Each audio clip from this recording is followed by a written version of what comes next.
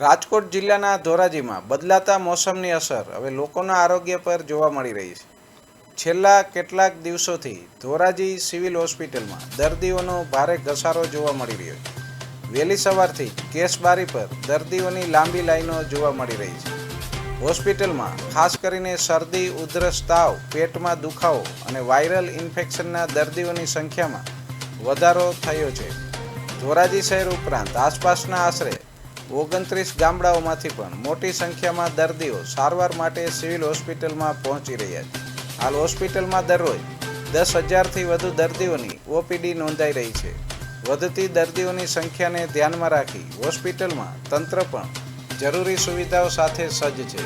બદલાતા મોસમ વચ્ચે નાગરિકોએ આરોગ્ય પ્રત્યે સાવચેતી રાખવી અને બીમારીના લક્ષણો જણાય તો સમયસર તબીબી સલાહ લેવી જરૂરી બન્યું છે.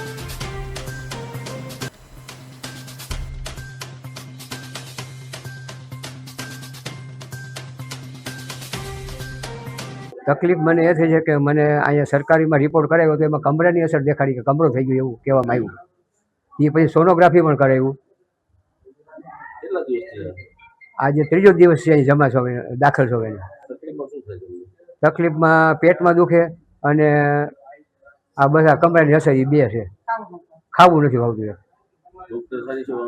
હા, ફર્સ્ટ ક્લાસ સેવા આપે, સારામાં સારી. જે ડેન્ગ્યુ કે મચ્છરજન્ય રોગો હોય, પાણીજન્ય હોય, તો ખાસ કરીને ઉકાળેલું પાણી પીવું જોઈએ, ક્લોરિનેટેડ વોટરનો ઉપયોગ કરવો જોઈએ, તેમજ મચ્છરની પ્રતિરોધક ખાસ કરીને એમાં મચ્છરદાની છે. અને કોઈ પણ પ્રકારની પરિસ્થિતિ હોય તો અમારી હોસ્પિટલ ખાતે 24/7 અમારી ઓપીડી અને ઇમરજન્સી પણ ચાલુ જ હોય છે. કોઈ વખત ડેન્ગ્યુની જરૂર જણાય તો એના સેમ્પલ્સ અમે રેકોર્ડિંગ કરવા માટે બહારની લેબોરેટરી સાથે અમારા આઉટસોર્સિંગ સાથે મોકલી આપતા હોઈએ છીએ. હાલના ઇન્ફેક્શન્સ મોટેભાગે બેક્ટેરિયલ અને ના કેસીસ છે, તેમજ વાયરલ ઇન્ફેક્શનના કેસીસ પણ વધારે જોવા મળે છે. આ સિઝનને જોતા આ પ્રકારના ઇન્ફેક્શન્સનું પ્રમાણ વધારે હોય છે, કે જેમાં એને ટેસ્ટિંગ દ્વારા આપણે એને પકડી શકીએ છીએ અને યોગ્ય નિદાન